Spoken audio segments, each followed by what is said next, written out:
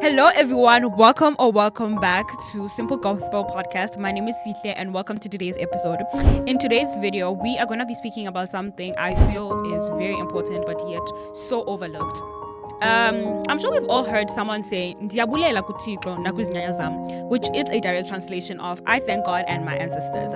In many African homes, we grew up believing in God, but still honoring and respecting our ancestors. And for many of us, it was never about choosing one, but it was about honoring where we come from. Long before Christianity came to South Africa or to Africa, many African communities already believed in a supreme creator. They also believed in their ancestors, that they were close to family, there to protect, there to guide, there to connect the spiritual and physical world. In many teachings about African traditional religion, ancestors are described as a link between God and people. For example, John S. writes in African Religions and Philosophy that the living dead are closely connected to both the living and spiritual realm. And most times, God was seen as powerful, God was seen as holy, and sometimes distant. So people believed we could reach them through people who came before us. And in that context, it made sense. It made sense culturally because family didn't end with death. It made sense spiritually because life was understood beyond the physical.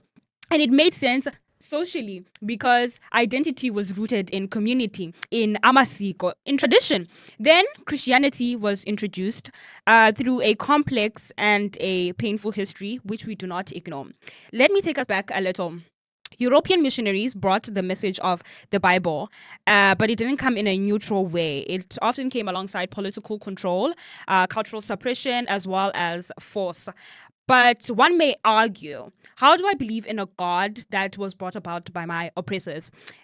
Something we need to know and we need to pay very close attention to is that what people did in the name of God is not who God is. Slavery and oppression were done by humans, but Jesus did not teach oppression. But instead, Jesus never forced belief. He never erased people's identity, and he invited people to freely believe in him. And because of this, some Africans and some South Africans accepted Christianity, but they didn't fully trust it or want to abandon their identity. So instead of replacing old beliefs, they combined them. And that's where ideas like, I believe in God, but I still consult my ancestors, started becoming more popular. So instead of people removing old beliefs, they just blended them. Believing in uThixo, believing in God, but still holding on to their ancestors. But here is the real question we have to ask ourselves. Is that how God actually designed it? Because the idea we need a mediator, a link between us and God, is correct culturally. But what does God have to say about that? According to the Bible, there's not many mediators. There's one. And that mediator is not an ancestor. It is Jesus Christ. The one who is not in the grave, the one who is alive, and the one who gives access, direct access to God. So now the question is no longer about culture, but it is about the truth. Is it that we are able to go to God through the dead when we already have been provided a living way?